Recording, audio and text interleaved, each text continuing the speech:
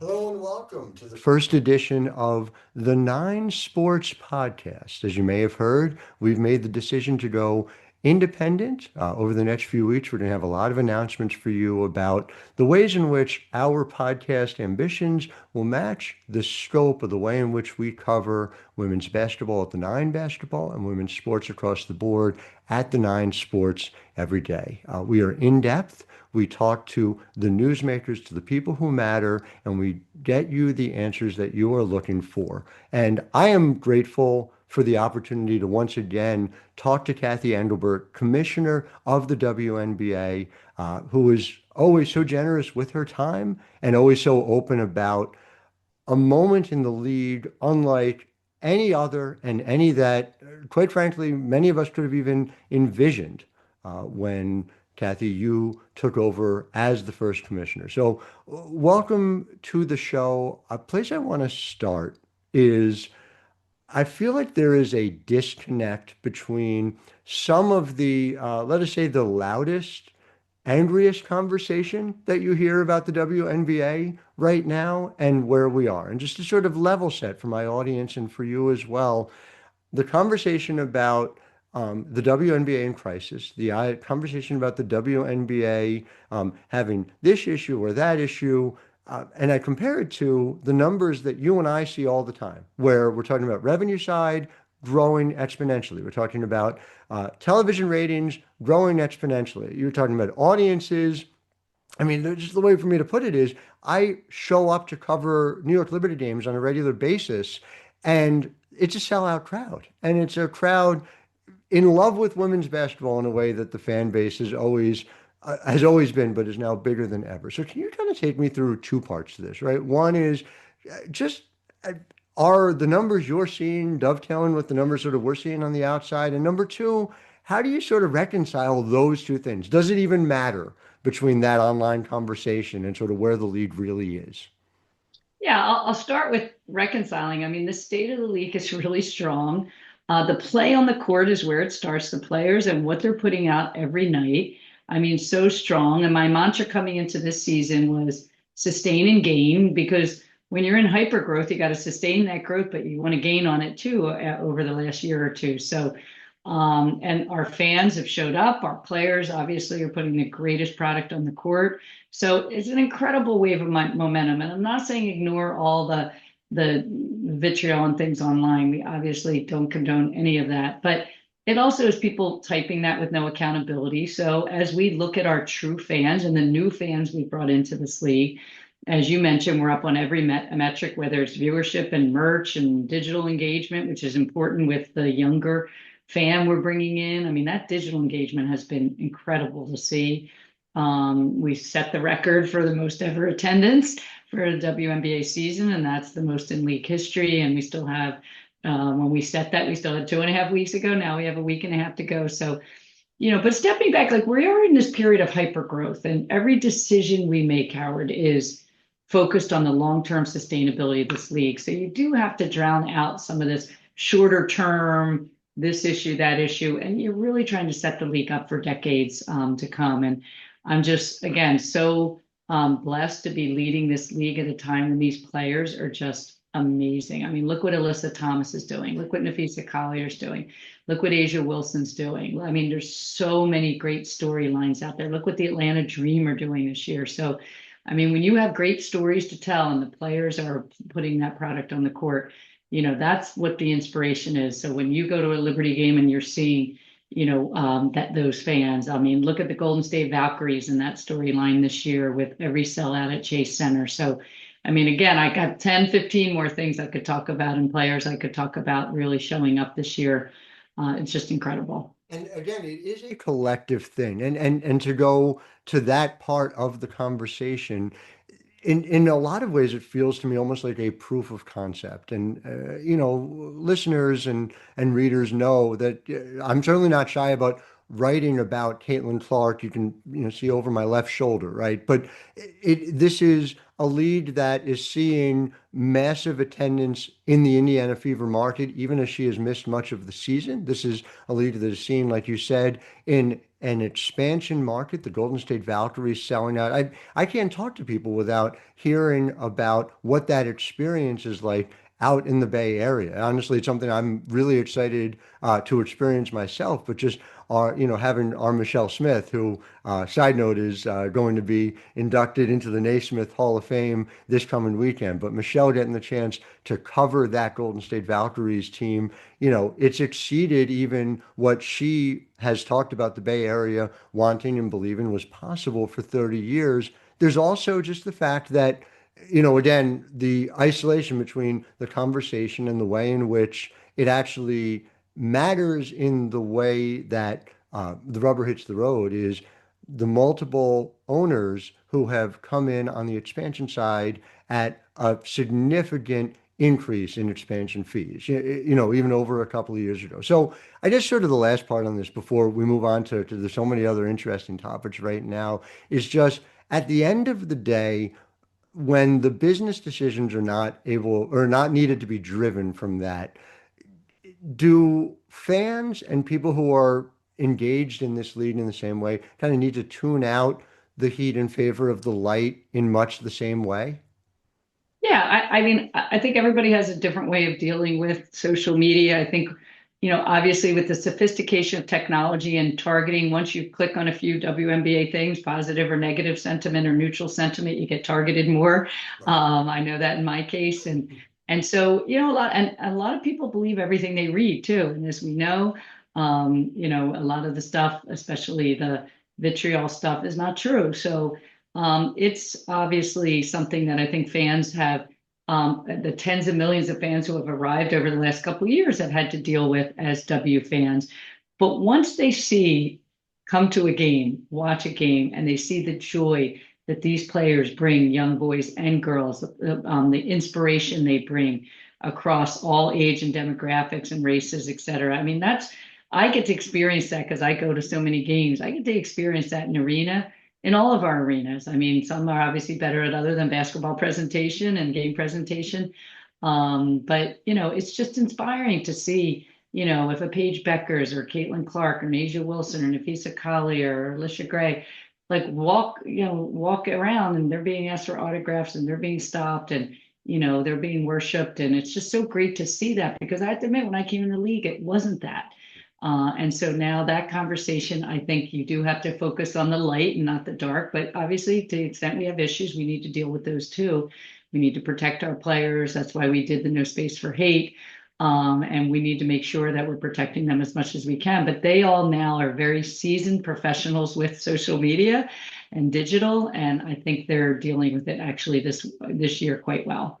And again, that help is significant and having tech side solutions for the players as well. When I was able to catch up with folks on over the All-Star break, we were able to see the opportunity that these tools have proven effective. They're not going to solve everything. No one has figured out how to solve social Yes. media writ large. Forget the WNBA, social media as a whole. But it was good to see, and it also dovetails with a lot of what I feel like is sort of a gap between some of let us say the conversation right now and where we are right now on CBA negotiations. And so I've written about this over at the Nine, but just, this notion that the two sides are irrevocably at odds is not borne out by the relationships that have been built over this time, by the way in which, quite literally, I see you interacting directly with the players in the league.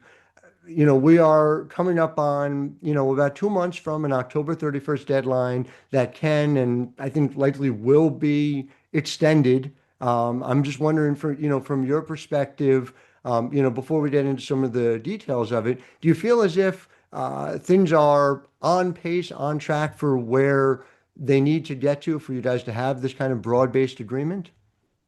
Yeah, I guess our number one priority, I start every answer with CBA is like, I want the same things the players want. And we want to get a new and fair collective bargaining agreement completed that addresses their priorities, supports the long-term growth and success of the league and the teams, and we've been meeting with the Players Association all summer. We'll continue to meet until this gets done. We've done this before.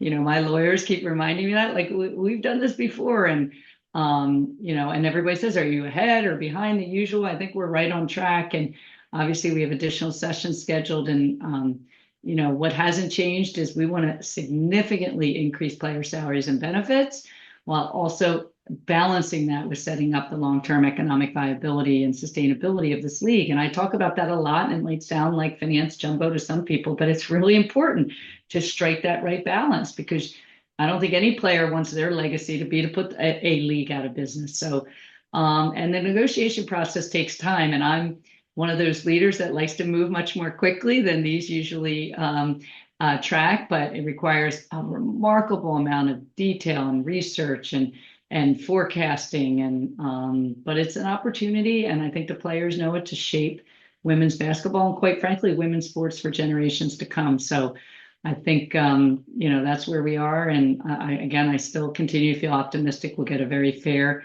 deal done, and one that meets the objectives that the players obviously want: significant increases to play off the league's growth, but also sets up the viability of this league for a long time. All of that makes sense. And two things to add to it. Having covered previous WNBA CBAs and CBAs and other league negotiations, deadlines tend to focus the negotiations even more so. And as the two sides get closer, the things that are biggest priorities tend to take precedent. Other things fade away, and deals are usually reached, especially when there's so much in the way of high stakes when it comes to both sides. Like you said, the players are here at a moment where there's significantly more financial reward available to them, right? The league is at this moment where you guys are on the brink of adding 2 expansion teams, with 3 more coming from 28 to 30 as well. So it's obviously a critical time to not just have labor peace, quote unquote, but to have players who are excited about where the league is and where the league is going. I'm wondering, like, in your one-on-ones with like individual players, do you feel like you're hearing that, you're seeing that, you're feeling that? Because I went back to this. I really, it was the thing that stuck with me the most out of All-Star Weekend. Like, yes, there were these player shirts that were being worn, and there's this natural and understandable effort by the WNBPA to try and rally public support behind them getting the best possible deal that they can have. But your interactions with individual players, your relationships there are not removed in the way I've seen a comparison made to the U.S. women's national team and the battle that they had with U.S. soccer. U.S. soccer was utterly remote from the women's national team. There was not a set of relationship building. Can you just kind of take me through what that's like for you and what that was even like during that weekend for you? Well, I think even like dating back to when I first came into the league and where we were as a league, where the relationships were, Hmm. we're in such a different place. So you asked, like, with relationships with players, but the veterans know where we were 5, 6 years ago, when we agreed to the current CBA, and they know now that they have helped, obviously, more fans, more viewers, more engagement. We've added 6 new teams total, including the Valks and the 5 you just mentioned. We have a new TV deal, and there's no doubt that this CBA will have significant changes to ensure the players share in that success. So I think when we have a chance to sit across the table privately and talk about how we want to share that success with them and balance that with the sustainable business model, I think the players are really smart, that I know, and they want a fair deal as well. And obviously they'll posture the way they posture, and we're going to continue to do what we do, which is make sure we're balancing all the objectives here on behalf of the owners and the players. But and again, as I mentioned, the players, 5, 6 years ago also weren't getting the opportunities they have in their endorsement deals. Mhm. There's not, I think, almost an ad spot for major sporting events that you don't turn on, that you don't see a WNBA player in the ad spot. That wasn't happening 5, 6 years ago. So I think they understand the evolution that we've been on and the path we've been on, the opportunities they have gotten as a result of everything that they have put on the court, as well as the things we've done on the business side. So I think we're in constant communication, listening, asking questions, talking about the priorities, and maybe everyone doesn't think that's as much progress, but that's what relationship building is all about. And and making sure everyone understands the data and where we're going. And I mean, just look at the owner investments. I mean, Howard, you've been so great in covering us since for so many years, well before I got here. And I mean, look at the investments these owners are making at the team level, not happening 5, 6 years ago.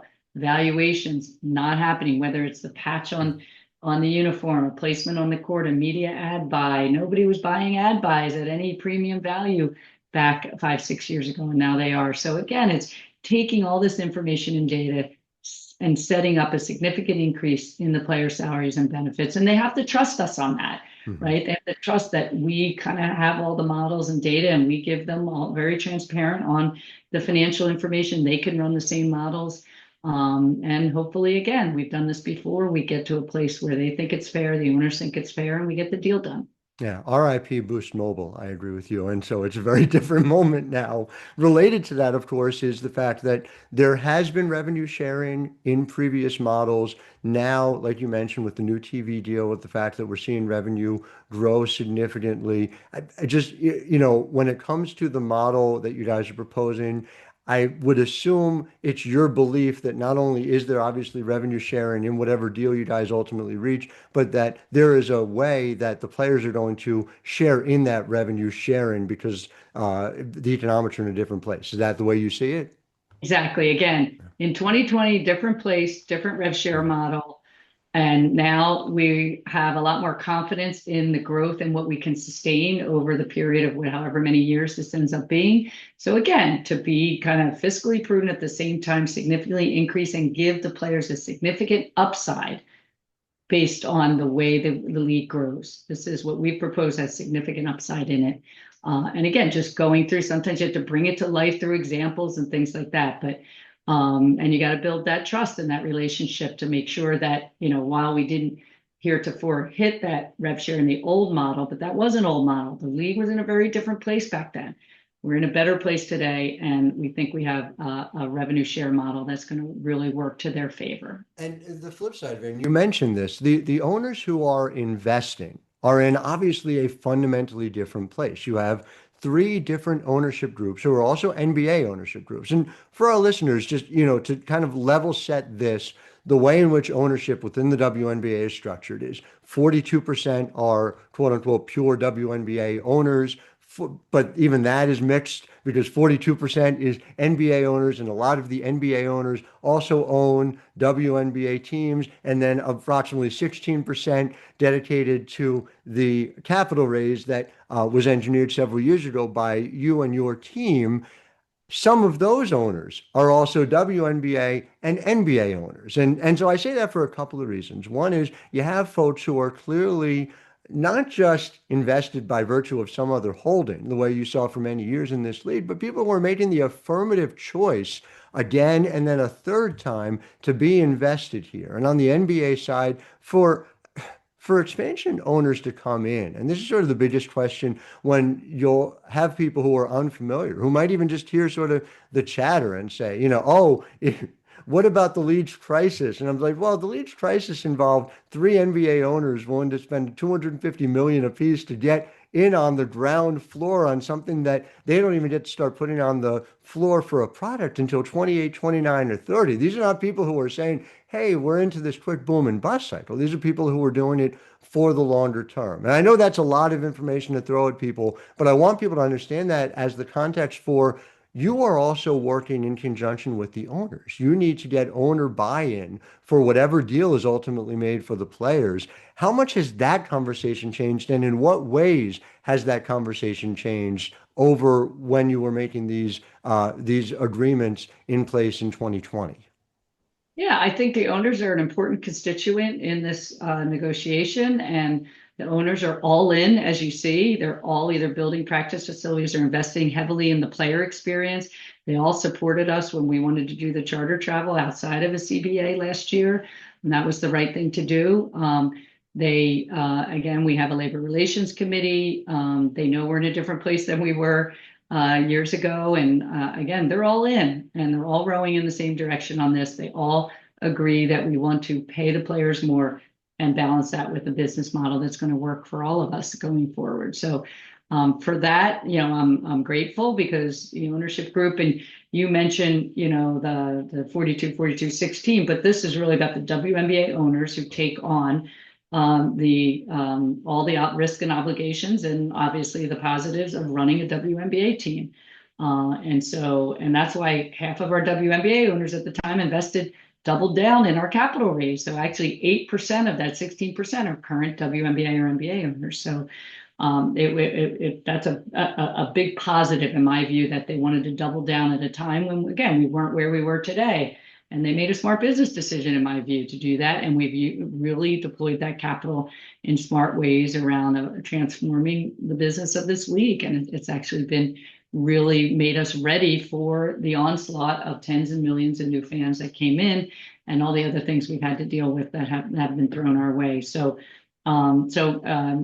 Again, right now we have 7 independently owned teams, 6 NBA affiliate teams, and obviously that'll grow with the 3 coming in. The 2 next year are technically independent, and then the 3 that come after that are NBA. So we'll be about 50-50. But none of that matters. These owners are all in.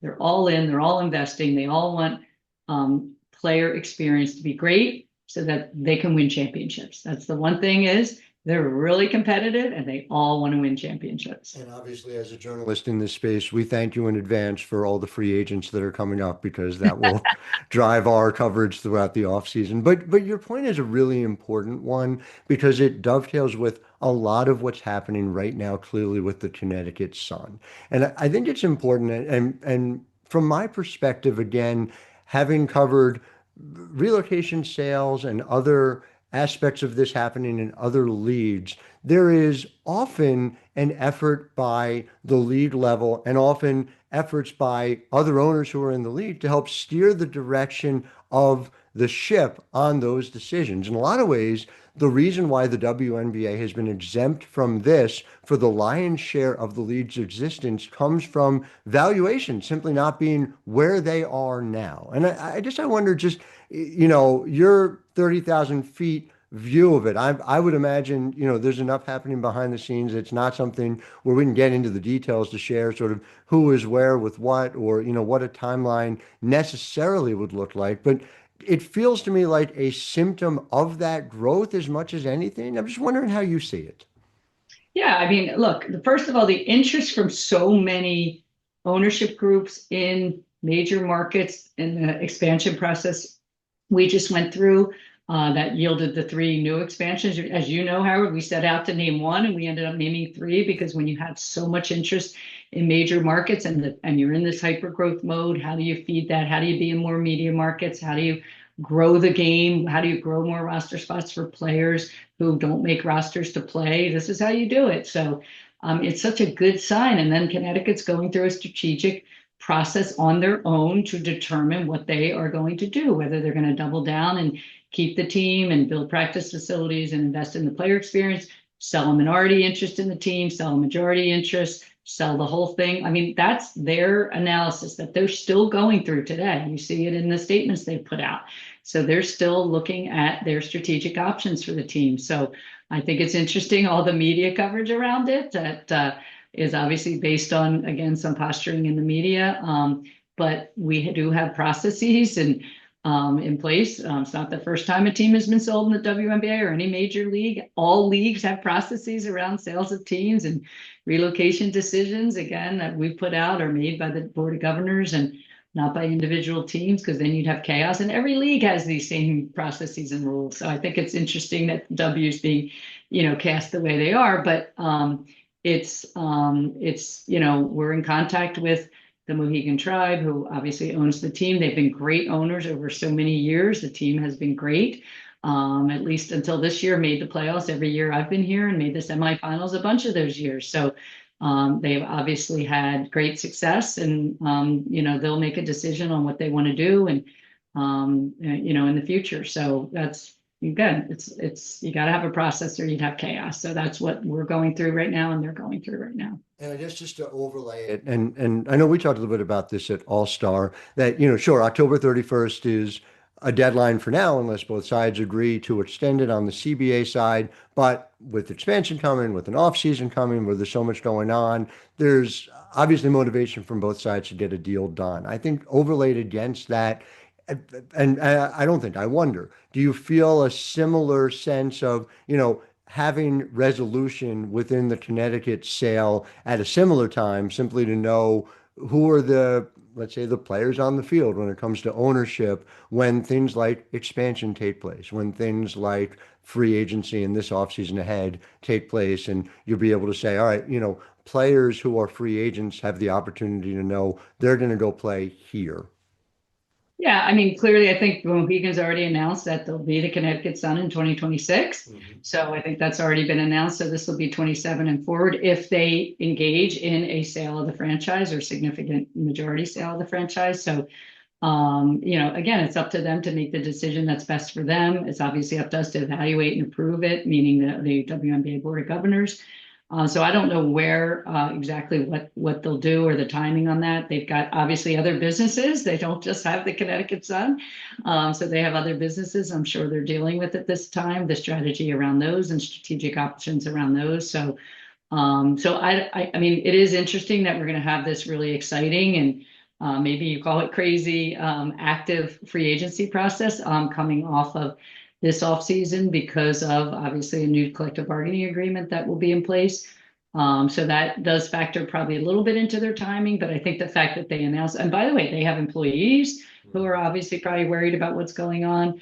The state, the cities that they're near, the government, everybody, obviously is lobbying for outcomes. Other cities are lobbying too to bring a team there, whether it's through an expansion process or the sale of a team like this. So I think, again, it's just something where they're going to have to make a decision, present that to the league. There's many elements that come into play. These decisions aren't made in a vacuum.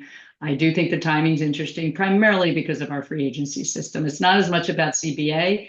It's more about the fact that, a lot of the veterans are going to be free agents. And then obviously you'll also be in the draft lottery this year, given they didn't make the playoffs. So there is a lot to think about and to give that vision for the future. So I think they're cognizant of that for Yeah, sure. no, I mean, no doubt. It's a question of, people signing even long-term deals and the questions that go into that. But yeah, we don't even know what'll happen with Blaze, the mascot. So, there's sort of an open question across the board. You did mention though about, timeline and schedule. And there are two things I think that are sort of tied together. And one is the schedule itself, which I think there's some misconceptions about. And then related to it is just questions about injuries in the league. And our Lucas Seehofer over at the Nine Basketball has reported on, we have had a significant number of injuries across the board this year. Now, look, the league is playing a longer schedule than it's ever played before. Fitting it into a footprint is an open question. So many of these things are collectively bargained. I do wonder from your perspective, do you have in your mind a sweet spot for what schedule footprint and number of games should look like? And is the injury issue something that's informing the way in which you're coming at that within the CBA talks? Yeah, I think obviously if it weren't for international competitions every other year, our Right. footprint would be a lot more flexible. I think obviously it's challenging in an Olympic year. It's challenging next year because of the FIBA World Cup, where we'll have to break around Labor Day. Around this time next year, we'll have to break to support not just the USA women's senior national team, but the other players who now are international ranks are getting bigger in the W, as you see on some teams, and we need to support them. Every year is a little bit different, which is obviously something we've dealt with for a long time in the W, that I think other leagues don't necessarily have to deal with it, although the NHL has to deal with it with the Winter Olympics. But the NBA doesn't because the Summer Olympics are their off season. So again, we look at the footprint. We're trying to be as consistent as we can with start of the season, end of the season. Next year, obviously, we'll go a little later just because of the FIBA World Cup break. Then 27, we'll have a good footprint. And then 28, we have the Olympics in LA, which will be great because it's kind of hometown here in the US, but we'll work through that footprint. So while there is an ideal footprint, it usually is only executable in a non-international competition year. So we'll see where we come out in this CBA around around number of games and things like that. But obviously the Commissioner Cup has been a success and it's been a brand in and of itself now. And we started that, competition off the last CBA. So, we want to continue that. But again, the footprint does get challenging, because as you know, Howard, better than anyone, it's a little bit of, I call it a Rubik's Cube, because it really is of arena availability, broadcast windows, times where fans want to be in arena, so days of the week where, Mondays are tougher than a Thursday, Friday, Saturday, Sunday, kids in school in the beginning of our season, towards the end of our season, but not in the summer. And what's the ideal time? Because we have a lot of families that come to our games and a lot of family oriented fans. So we take all that into consideration as we put the schedule together. It is a monstrous undertaking. It is moving a steamship. It is not turning a rowboat. Um, Two last things before I let you go, and really appreciate your time on this. Just one is just a basic status check. Obviously the ACE's investigation, there's been not an announced resolution. Is there any update at this time, or is that just still ongoing?